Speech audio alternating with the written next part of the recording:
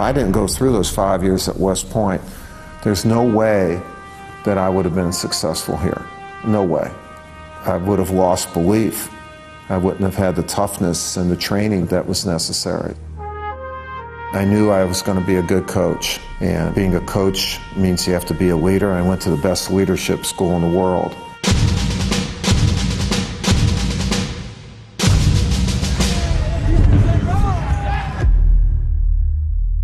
When I was an all-state guard in Chicago, I was recruited by a number of colleges. When West Point came in, my parents said, that's the only place you're going.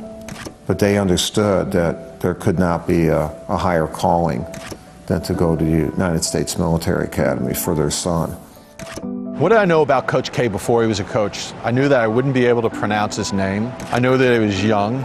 He just graduated in '69. He was not that much older than me. He was an Army captain. Age was never really a factor. I don't think anybody said he's too young to coach, because he quickly established that he really knew the game and he could really teach us. I'm in my late 20s, coaching at my alma mater. I had a dream job.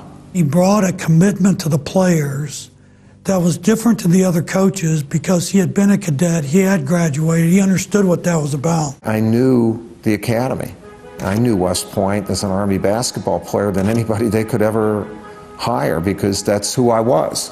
And I was a point guard for 3 years. Yeah, I was the captain of the team in the 1969 season. I just knew that he had been an outstanding player under Coach Knight. I learned the game from one of the greatest teachers and coaches of any sport, in Bob Knight. He coached a lot like he was coached. And also, Coach was the captain of the team. And at West Point, being the captain of the team is a big leadership position. I knew I was the best guy for that job. I knew I was going to be a good coach. The main thing I'm trying to do is to develop a winning culture, because the kids were not accustomed to winning. The culture of Army basketball was an all-time low prior to Coach K coming to West Point. The team the previous year had been about 3-22. I did a lot of things off the court that a new coach would not know to do. I really feel that West Point and Army basketball can offer a young man one of the top educations in the world. On the other hand, Army basketball can offer you one of the best programs in the nation. I followed my instincts, and I wanted to create an environment where an Army basketball game was important. Army football is probably the primary sport at West Point, but I have to say that while Coach K was here, I think that Army basketball took the stage. I knew he had come from the Bobby Knight School of West Point basketball, which is tough, hard-nosed defense. Before attending West Point, one thing that stood out is the tradition of tough defense. It takes a lot of pride to play with the Army basketball program. Most of all, it takes hard work at defense. We did nothing but play defense. I had never gone through so many drills, taught so many things about footwork. I remember he was clear. He said, I want them to feel Army defense. Because when you don't have the overpowering athletes, it's all about defense, and that's just guts. We were going to take charges.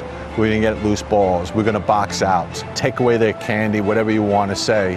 We were going to do it not individually, but as a team. That's very much a very Army value, is you have to play as a team. I used to work in the Army for a guy named Freddie Franks. He always used the analogy, if you're going to really be effective on the battlefield, you can't hit people like this. 5 individuals, you got to put them all together into one package and hit them with a fist. Throughout the season, the play of this team was characterized by teamwork on offense and defense. Army's motion offense depends on the high percentage shot for its success, and unselfish play was evident as the cadets worked to hit the open man. Mike Krzyzewski believes that it takes a special quality to play in this type of system. I was really hard on the guys. Wanted them to be very exact as far as shot selection, effort. I remember him being very intense, very focused. He was very confrontational with his players. I mean, if you didn't do something right, I mean, it was stop, in your face, that's not what we do, this is what I expect from you. Coach K is probably one of the most fierce competitors I've ever been around. It's just in his blood. He could be playing the Sisters of the Poor and he'd want to beat them, and he would want to beat them bad. He wore the officials out. I mean, he was very, very energized, very Well, Coach Knight-like. If we didn't play well, if we didn't have the fire in our eyes, if we didn't play what he referred to as 40 minutes of Army basketball, we were going to hear about it at practice. I can remember coming back from games where we hadn't played so well. Coach would say, let's go to the field house. So it'd be like 2:30, 3 o'clock in the morning, and we'd have a practice from 3:30 to 6 or something like that. He doesn't ask anything of you that he doesn't demand of himself. And he'll challenge your manhood, and you better be prepared for that. But he challenges himself also. I think the standards he sets for himself are higher than he sets for anyone else. The character of the team comes directly from the character of the leader. One of the things he taught me is leaders never get a day off. You don't get to have a bad day. When I think of Coach K's success now and everything he's accomplished, I'm just so proud that I was there for win number 1. Your first game as a head coach, you went 56-29. It was the start of something great. It was a statement about Army basketball. It was a statement about Coach K as a coach. We won, and we only allowed 29 points, and we played great defense, and guys are diving on the floor. That felt great. You know, people think of winning national championships and all that those are great, and they are, but winning that first college game with a group of youngsters who had not won, that was pretty darn good. I instinctively feel a love for my country. And when I've coached U.S. teams, I've tried to create situations where they meet people in the military or go to West Point where they can feel that. And that's been a really important part of our developing a culture of success and patriotism and selfless service for our U.S. teams. I think Coach K was the first one that coined the phrase, it's the name on the front of the jersey that's more important than the name on the back. And I think for him, USA on the front of the jersey is the most important name that you could have.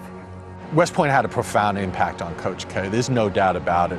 West Point has a profound impact on anyone that attends this institution. It teaches you that you can accomplish things that you never thought you could accomplish in a lifetime. It teaches you about mental toughness, togetherness. It teaches you, most importantly, how to be a leader.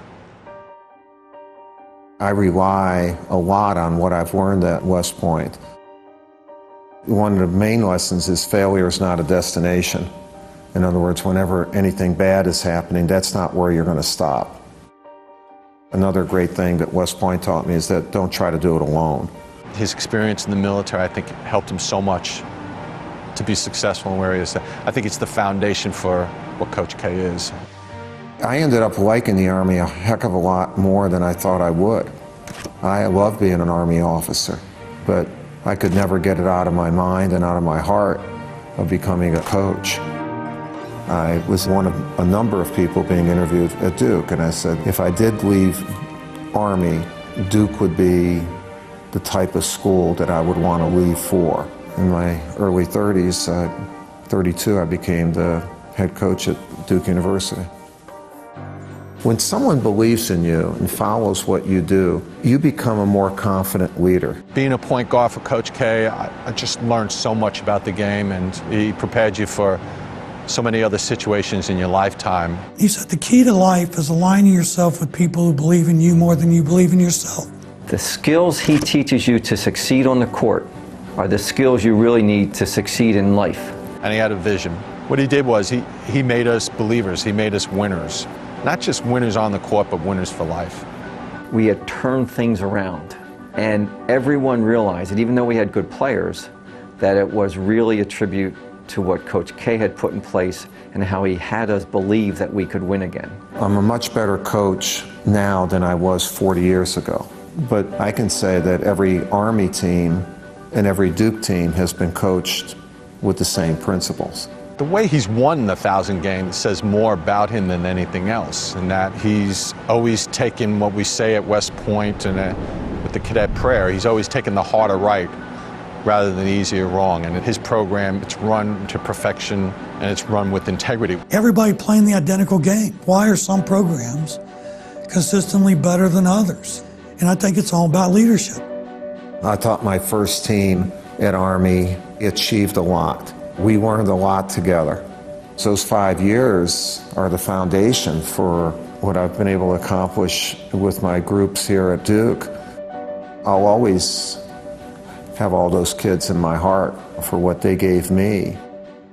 They were committed to me before TV, before national rankings, before Hall of Fame, before Olympics, before I was any good. They believed. They believed. I would think all of them would say that the experience helped them grow.